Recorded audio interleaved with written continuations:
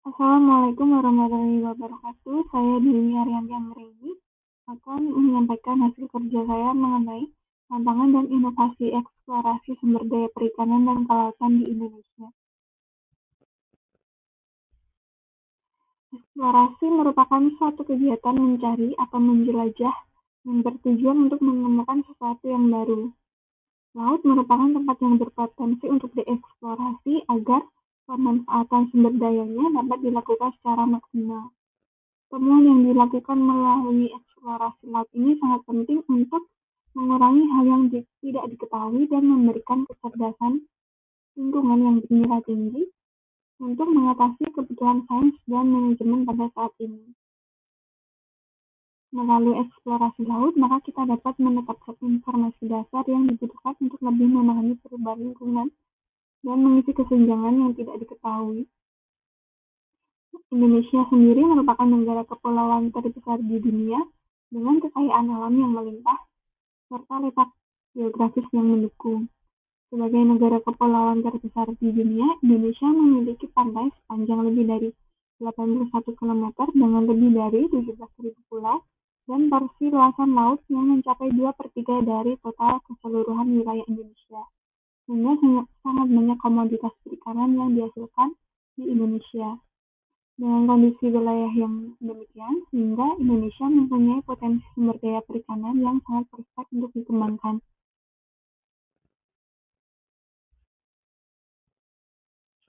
Selain itu, Indonesia juga masih menghadapi berbagai tantangan dalam eksplorasi sumber daya perikanan dan kelautan. Yang pertama yaitu mengenai iptek dan SDM, di mana penguasaan pengetahuan dan penerapan iptek kelautan dan perikanan di Indonesia ini masih rendah, sehingga menyebabkan terbatasnya kualitas sumber daya manusia baik dari aparatur maupun masyarakat. Dan lemahnya pengetahuan juga membuat keterampilan para nelayan menjadi rendah. Kemudian yang selanjutnya yaitu mengenai akses.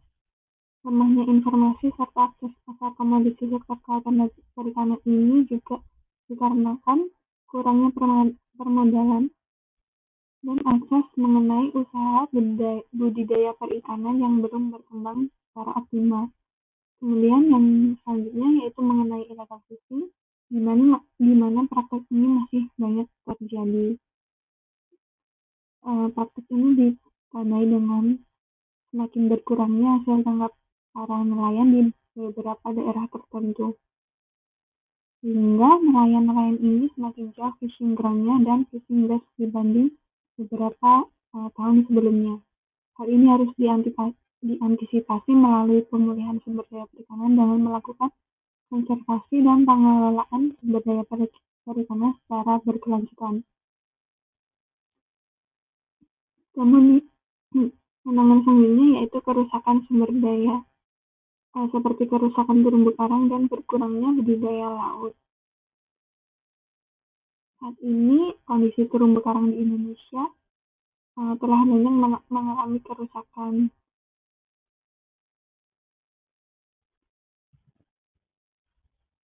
Selanjutnya, mengenai inovasi dari teknologi eksplorasi sumber daya dan perikanan. Yang pertama yaitu ada aquatic drone, di mana alat ini berfungsi sebagai kendaraan yang dioperasikan dari jarak jauh yang dapat menjelajahi tempat-tempat sempit di laut yang tidak dapat dijangkau oleh manusia.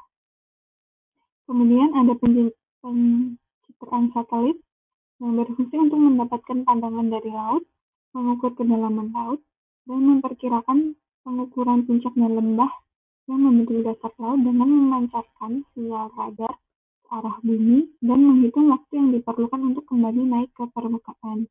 Kemudian yang ketiga ada MIRAS atau Remotely Observation Vehicle.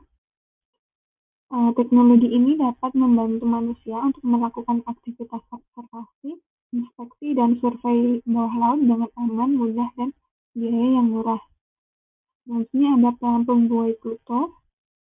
Alat ini berfungsi untuk mengamati karakteristik pemantauan kualitas ekosistem perairan baik di laut, pesisir, maupun di danau, dengan komponen berupa sensor pencatat data, baterai, pemancar sinyal, dan panel sel surya.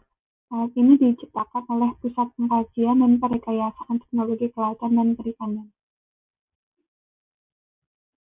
Sekian penjelasan dari saya, kurang dan lebihnya mohon maaf. Wassalamualaikum warahmatullahi wabarakatuh.